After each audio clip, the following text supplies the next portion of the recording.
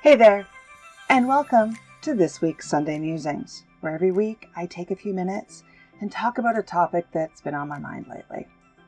I also write a weekly blog on Medium that complements this, so a video blog and written blog complementary pair. I invite you to check that out. The link's right here. Often in that, I also contain links to additional resources and just a little more background and information that might be helpful. I would love to hear back from you. So please leave me your comments here, over on Medium, or at the end of the video you can see a link to make an appointment and chat with me, and I would love to have a sit-down conversation with you. So this week I want to talk about the 40-hour work week. Is it myth or reality? And where did it come from? Way back in the Industrial Revolution, people were working insane hours, and there was a lot of conversation around taking advantage of the worker and just unreasonable work expectations. And thus was born the 40-hour work week, where a couple companies got together and decided that 9 a.m. to 5 p.m. was what was considered a good work schedule. And it sort of just became adopted everywhere.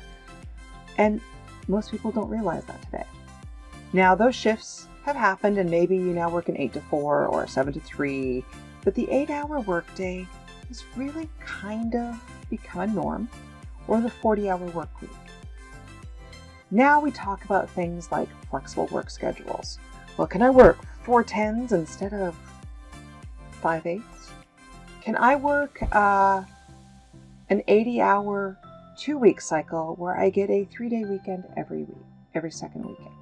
So I work 9 hours a day for Monday through Friday, Monday through Thursday, and then I get a Friday, Saturday, Sunday off. Alternating work weeks. Can I job share? There's so many more things out there. And especially following the year of a pandemic, where people started working from home and started going into an office, although some people still went into an office or a lab or a hospital or some other essential service. The whole idea of, is a 40-hour work week, is a standard work environment the same, is sort of evolving. But it's always long been a question, at least outside of the US, if a 40-hour work week is even practical, or if it's too much. There are many people that stick to the principle that you don't need to work more than 5 hours a day, and indeed you shouldn't, because it's not healthy. That would mean you earned about a 25-hour work week. And then there are people that say, well, you can put in your 8 hours a day, but are you really working for 8 hours? What if you wanted to work for 4 hours and then take a few hours off and then work for another 4 hours? These are all really valid questions, and something that I think we all need to think about within ourselves. The 40-hour work week with most companies nowadays is the foundation for benefits.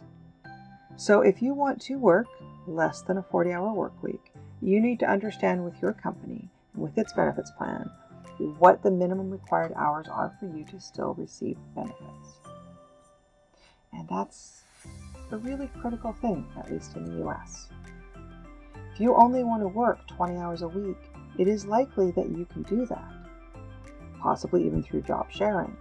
But it is also likely that you may not qualify for full benefits, including health and dental, and retirement, and all of those things that we like to enjoy with that same company. Of course, there are some that will allow it.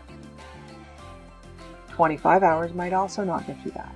Some companies have a scalability for those who do reduced workloads. At 30 hours, you get only 3/4 of the benefits that you would get at full-time.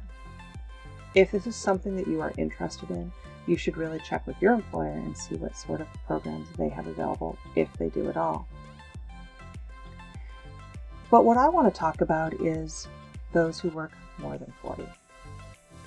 I would be one of them. I am guilty of that, partially because I really like what I do. And I also enjoy the freedom to take an hour at lunch and go for a walk. Or I need to run out for a quick doctor's appointment. but I never work just 40 hours a week. I don't know that it's in my nature, in my DNA. There's two types of work that I do. There's the work I do at the company I work for. And I certainly don't do a 40-hour work week with that either. Although I'm really trying to pull back and have better boundaries. And then there's the work I do for external organizations.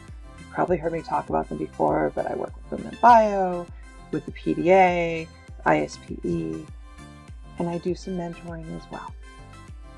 And those are, I guess if I was in school, I'd call them extracurricular, but they're also projects that I'm passionate about. And I put in time on those. And I put in time on my blogs. I research and I read and I do a lot of things. So if I had all of that together, I certainly have never managed to do a 40-hour work week ever. And people question whether if you go more than 40 hours, if you are harming your own boundaries or your work-life balance or your work-life integration. And I think that depends on you as a person. I am really pushing myself lately to have good boundaries, healthy boundaries, and goals around my life. Making sure I get adequate exercise, adequate sleep, and good time with my family and friends. And still time to do my passion projects of my volunteering and yard work and housework and craft and all of those things. You have to find things in your life that feed your soul and give you energy. And if work is one of those things, then that's okay. If it does not harm your family life, your children, your partners, your friends, then have at it. But make sure that your entire world is not revolving and evolving around work. You need to have balance. There needs to be more than one thing that forms the foundation of you. And whether the 40-hour work week still maintains as a standard within the United States or the rest of the world following the pandemic, that's yet to be seen. But I will tell you that it is not possible for any individual to stay completely focused and on task for a full 8-hour day. So even within your 8-hour or your 10-hour workday, you need to find time to give yourself little rewards and breaks so that when you come back, you can focus and have your 1 or 2 hour focus time where you engage and you give everything you are during that time and you are the most productive. And then you take that break and you relax. A 40-hour work week really should mean that you are most effective and engaged and you commit during your time at work, and then you take breaks so that you can commit again. And if that's what it takes to get your work done, then that's what it takes. I have been a remote employee for probably the majority of my career, and certainly for the last couple decades. That means I don't necessarily have a push clock and a set schedule.